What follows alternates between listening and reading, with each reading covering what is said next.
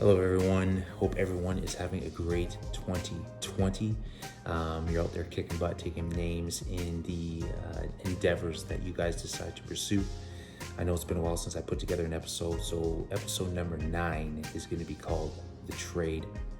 And the trade, this truth came to me going out there and getting after it physically, getting in shape, and then pursuing the art of jiu-jitsu. And seeing that it's interesting, in whether it's a degree, you're saving up for a car, it's a relationship. When you establish a goal, that things come up and can become quite challenging when going after it. And what I've learned is that we often end up exchanging something to get something. So I looked up the definition of trade in dictionary.com, and it says the act of buying, selling, or exchanging. So what I've learned in the 36 years young in my life was that if you want a result, you're gonna have to exchange and trade something to get it. That could be your time, that could be your body, that could be time with your friends, that could be doing what you actually want to do and not want to do, but often the things that we don't want to do are the things that we need to do to get us to where we want to go. But there's always the trade. So just a few quotes here just to give context to what I'm talking about. You need to give up something you value to get the results that you want. I also have the price of anything is the amount of life that you exchange for. The price of anything is worth the amount of life that you exchange for it. So what that one is saying is that you're going to be trading something in your life for whatever it is. If it's a career you want, you're going to be saying no to a lot of things that may come up. You may need to put more time and effort into climbing up that ladder or studying for that police exam. If it's a belt color that you want, in particular with jiu-jitsu, it's going to be more time than mats, which probably means less time in front of the TV. If you want to grow as a person, you could end up investing more time in books and podcasts, less time in social media, in video games. But there's always a trade. I was looking at my wife just recently with our 8-month-old, and just what she's gone through, what women go through, what they get to go through because it's an opportunity, but what they get to go through in her in particular, not only physically, but mentally. And mental health is real, guys. Like it's a real thing. And so learning and seeing that she gave up a lot for the healthy 8-month-old that we have now.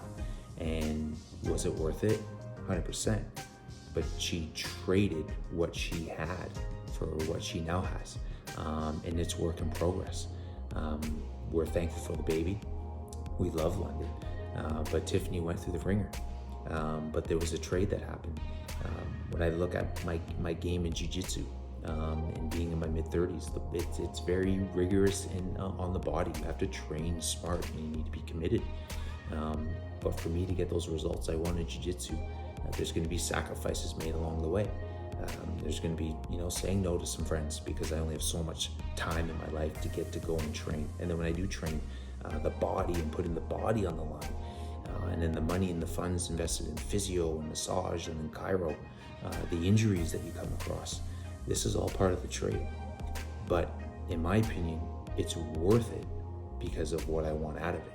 And that's one question that you need to ask yourselves is it worth the trade? Is what you are giving up worth what you're going to get back in turn? And only you can really answer that question. But the whole point of all this is that I think a lot of us like to negotiate with results.